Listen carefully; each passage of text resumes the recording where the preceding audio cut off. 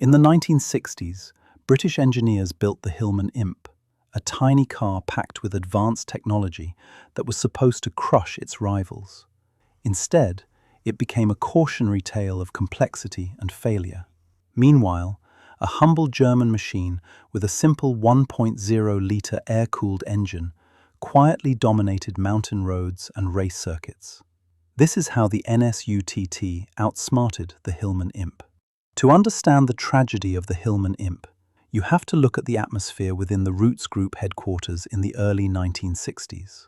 The British automotive industry was feeling the heavy pressure of the Mini's revolution. BMC had fundamentally changed the rules of personal mobility, and Roots knew that a simple Me Too car would be buried by the public. Their answer had to be a monument to British engineering prowess, a vehicle that was lighter, faster, and more technologically advanced than the competition. The heart of the Imp was a Coventry Climax-derived 875 cubic centimeters alloy high-revving masterpiece. In an era where cast iron blocks were the standard for economy cars, the Imp's all-aluminium construction was a bold, race-bred statement. By utilizing aluminium, the engineers saved weight in a way that seemed decades ahead of its time. They placed this engine in the rear, providing excellent traction and a low aerodynamic profile. It was an ambitious, lightweight package that boasted fully independent suspension, a luxury rarely seen in the economy segment, and a sophisticated design language that felt genuinely futuristic. On paper, it was lighter than a Mini, more refined, and technologically superior to nearly everything else in its price bracket. For the engineers at Roots, the Imp wasn't just a car, it was a demonstration of intellectual superiority. They weren't just trying to move people from A to B, they were trying to prove that a high-revving, rear-engine sedan could dominate the roads. It was a package that promised a racer-for-the-road experience, with the crisp, metallic snap of an engine that begged to be pushed to its 7,000 RPM redline. Every aspect of the Imp was designed to punch above its weight, turning the daily commute into a technical exercise in agility. But while the design was a triumph of the whiteboard, it was about to encounter the cold, unforgiving reality of the factory floor. However, the Linwood complex in Scotland, where the Imp was manufactured, became the epicenter of its downfall.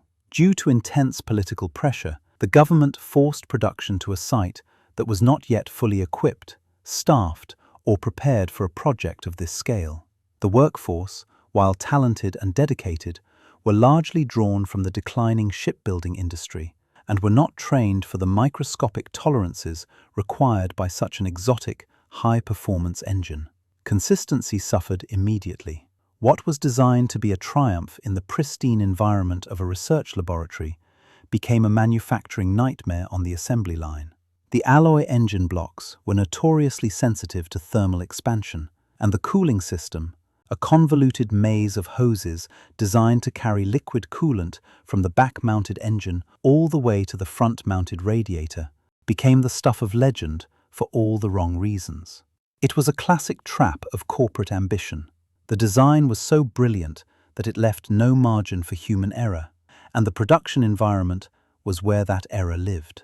The cooling system itself was a masterclass in the dangers of over-engineering. To keep the engine from cooking itself, engineers routed coolant through a series of long, intricate pipes that traversed the entire length of the chassis. If you wanted to properly bleed the air out of an Imp system, you needed the patience of a saint and a specific, tedious sequence of maneuvers. One small air pocket, often caused by a slight tilt in the road or a minor seal leak, would lead to a catastrophic overheat.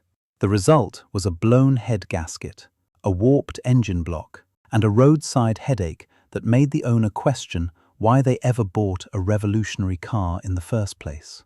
Marketing departments were busy touting advanced aluminium construction, but for the actual owner, the car was a high-strung, temperamental machine that struggled to manage its own thermal demands under the pressure of real-world use. While the British were busy battling their own plumbing, NSU in Neckarsulm was taking a path that appeared, to the casual observer, to be moving backward.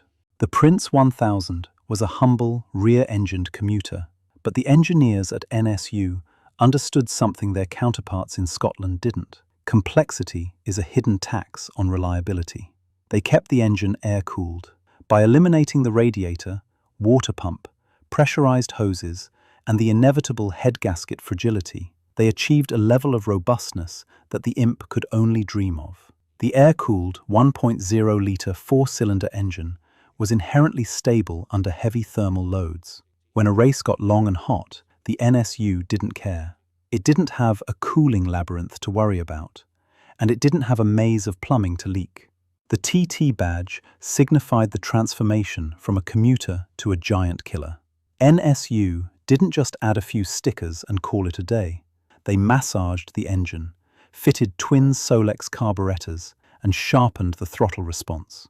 With roughly 65 horsepower from its 1,000 cubic centimeter block, and the even more extreme TTS variant pushing closer to 70 horsepower, this little machine had a mechanical urgency that turned a basic sedan into a street-legal racer. Weighing in at a scant 680 kilograms, they recognized that in small displacement racing, raw power is secondary to responsiveness. By stripping away the dead weight of a water cooling system, they created a machine that was lighter, more balanced, and crucially, more reliable. It was the embodiment of the backshift philosophy. Remove the unnecessary, and the essential becomes unbeatable. To really understand why the NSU TT excelled where the Imp faltered, you have to look at the physics of the European hill climb circuit. These aren't the smooth, predictable ribbons of asphalt found on a modern Formula One track. They are narrow, winding, and treacherous mountain passes, where a single miscalculation results in a long drop into a ravine. In this environment, over-engineered features don't just fail, they become liabilities. The Hillman Imp utilized a swing-axle rear suspension design. While it provided independent movement, it was notoriously twitchy at the limit. When pushed hard into a corner, the rear wheels would often tuck under during compression, causing the car to jack up.